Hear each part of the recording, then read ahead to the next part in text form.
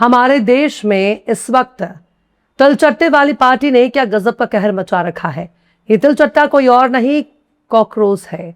Cockroach को ही बोलचाल की जबान में तिलचट्टा कहते हैं और ये तिलचट्टे इस वक्त देश को खोखला करने वाले दीमक को चाटने पर तुल चुके हैं।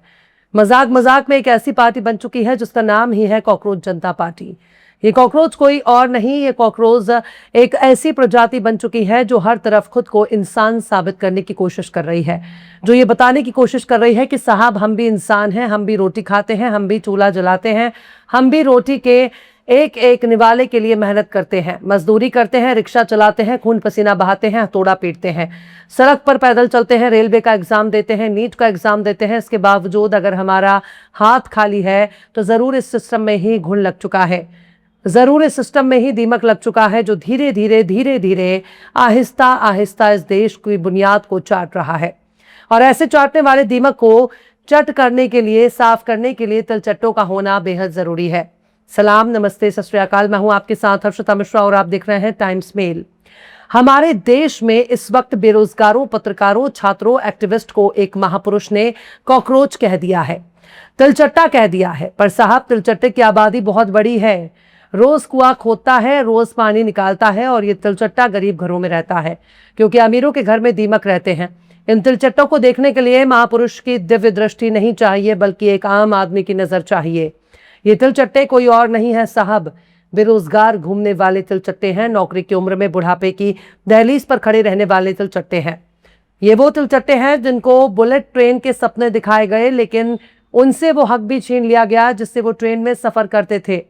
ये वो तिलचट्टे हैं जिनको चप्पल पहनकर हवाई जहाज में सफर करने का ख्वाब दिखाया गया, और जब ख्वाब टूट गया तब पता चला कि पैरों के नीचे से जमीन ही खिसक चुकी है, ट्रेन पलट चुकी है, फ्लाईओवर टूट चुका है, बड़े बड़े पुल गिर चुके हैं, बड़ी बड़ी इमारतें धराशाही हो गई हैं। ये वो तिलचट्टे हैं जो रोजगार पाने के लिए दर दर की ठोकर खा रहे हैं।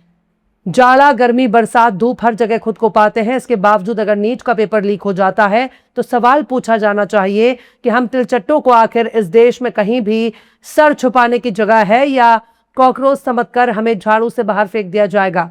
ये वो तिलचट्टे हैं जो रोज सरकारी दफ्तरों के चक्कर लगाते हैं, कोई पेंशन के लिए, कोई नौकरी के लिए, कोई राशन की दुकान पर धक्के खाते रहते हैं। ये वो तिलचट्टे हैं जिनको सरकारी अस्पतालों में दवाई नहीं मिलती।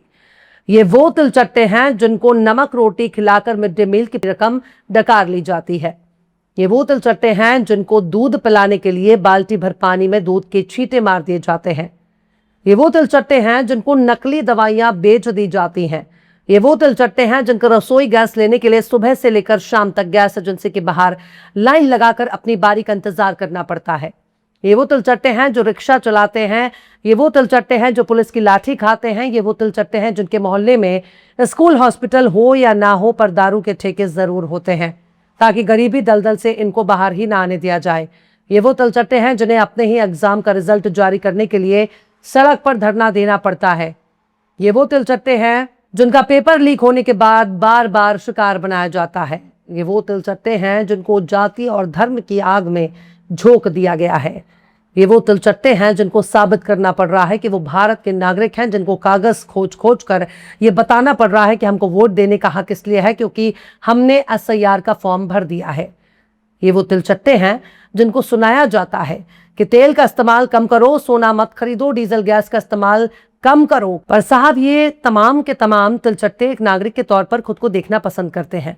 इसके बावजूद अगर किसी महापुरुष ने इन नागरिकों को तिलचट्टा कह दिया, कॉकरोच कह दिया, तो पूछिए कि साहब, हे माई बाप, महापुरुष बनने से पहले क्या आप खुद भी तिलचट्टा नहीं थे? क्या आप भी कॉकरोच नहीं थे? इनसे पूछिए कि हम तो तिलचट्टे हैं, और पूरे सिस्टम को जो लोग चाट रहे हैं वो कौन है? इनको क्या नाम दिया जाना चाहिए? इनको घुन कहें या दीमक? खैर, मजाक के लिए, सटायर के लिए, तंज के लिए, ताने मारने के लिए बनाई गई कॉकरोच जनता पार्टी ने पूरे देश में तहलका मचा दिया है, हंगामा मचा दिया है, सिस्टम हिलाकर रख दिया है। साहब, अब क्या चाहिए? ये सब कुछ यूं ही नहीं हो रहा। जिस तरह से बेरोजगारी चरम पर है, जिस तरह से भ्रष्टाचार सर चढ़कर बोल रहा है, उसे कौन से जानवर का नाम दिया जाए, कौन से कीड़े मकोड़े का नाम दिया जाए? पिछले 10 सालों में 89 से ज्यादा बार पेपर लीक हो चुका है, 6.5 करोड़ से ज्यादा स्टूडेंट्स के भविष्य खराब किया। 2024 का दौर हो, चाहे 2025 का वक्त हो, चाहे 2026 ही क्यों ना हो, नीट का पेपर लीक हो जाता है। एग्जाम के वक्त ही पेपर लीक हो जाता है, जिसके बाद एग्जाम कैंसिल, सीबीआई जांच होती है। लाखों करोड़ों छात्र अपना वक्त जाया करते हैं। जो बर्दाश्त नहीं कर पाते वो मौत को गले लगा लेते हैं। 2026 में 22 लाख से ज्यादा छात्रों का एग्जाम कैंसिल हो गया। कहीं नीट तो कहीं रीट तो कहीं यूपी टीटी तो कहीं बीपीएससी, कहीं एसएससी सीजीएल तो कहीं सीबीएसई। बार बार इनके पर्चे लीक हो रहे हैं। बिहार, यूपी, राजस्थान, गुजरात जैसे राज्यों में सबसे ज्यादा पर्चे लीक हुए। कॉकरोच जनता पार्टी ने महज 4 दिन में 1 करोड़ से ज्यादा फॉलोअर्स बना लिए हैं। भाजपा के इंस्टाग्राम अकाउंट को भी तिलचट्टे की पार्टी ने पछाड़ दिया है। कौन कहे कि कॉकरोच जनता पार्टी अब भारतीय जनता पार्टी से छोटी है। यहां तो भारतीय जनता पार्टी का इंस्टाग्राम अकाउंट ही कॉकरोच जनता पार्टी के आगे बहुत छोटा नजर आने लगा है। इसलिए कहा जाता है, सोता हुआ इंसान खतरनाक शेर की तरह होता है। अगर इसे बार बार उंगली की गई तो ना उंगली बचेगी, ना हाथ बचेगा, ना उंगली करने वाला बचेगा। कभी भी सोई हुई जनता को जगाने की जरूरत नहीं है। हमारे देश की जनता भले ही सोई हुई हो, उसे जगाने में वक्त लगेगा, लेकिन अगर इसे बार बार जोर कर उठाया जाएगा तो गुस्सा भी झेलना पड़ेगा, कुटाई भी होगी, पिटाई भी होगी, दौड़ा दौड़ा कर ठुकाई भी होगी। पर साहब, आम आदमी को उंगली करने से बचना चाहिए, क्योंकि आम आदमी एक सोता हुआ शेर है। उसका जगना भी उतना ही खतरनाक है जितना खतरनाक उसकी नींद होती है। कॉकरोच जनता पार्टी हमारे देश के गुस्सैल नौजवानों की एक ऐसी भड़ास बन चुकी है जो अपनी हर वो बात तंजु की शक्ल में, सटार के स्टाइल में कह रही है, जो बात हमारे देश की बड़ी बड़ी राजनीतिक पार्टियां नहीं कह सकती। जो बातें देश के नौजवान कर रहे हैं, जेनजी मूवमेंट कर रहे हैं, और ये जेनजी का एक ऐसा आंदोलन बन चुका है जिसे रोक पाना आरएसएस और भाजपा के लिए फिलहाल तो बहुत मुश्किल नजर आ रहा है। क्योंकि हमारे देश की जो बेरोजगारी है, हमारे देश में जो फैलता हुआ करप्शन है, वो बड़ी बड़ी मशीनरी से भी ज्यादा खतरनाक है। अपने ही खेत में कर्ज की वजह से कॉकरोच अपनी जान दे देते हैं। स्कूल की फीस न भर पाने की वजह से माँ बाप अपने छोटे छोटे कॉकरोच को स्कूल नहीं भेज पाते। एड़ियां रगड़ रगड़ कर माँ बाप अपने बच्चों की परवरिश करते हैं, उन्हें पढ़ाते हैं, लिखाते हैं। इसके बावजूद अगर इन्हें नौकरी नहीं मिलती तो इनका बच्चा सड़क पर बेरोजगार घूमने के लिए मजबूर हो जाता है। ये रोजगार मांगने वाले लोग कॉकरोच ही तो हैं, तिलचट्टे ही तो हैं। इनकी कोई कद्र कीमत नहीं है।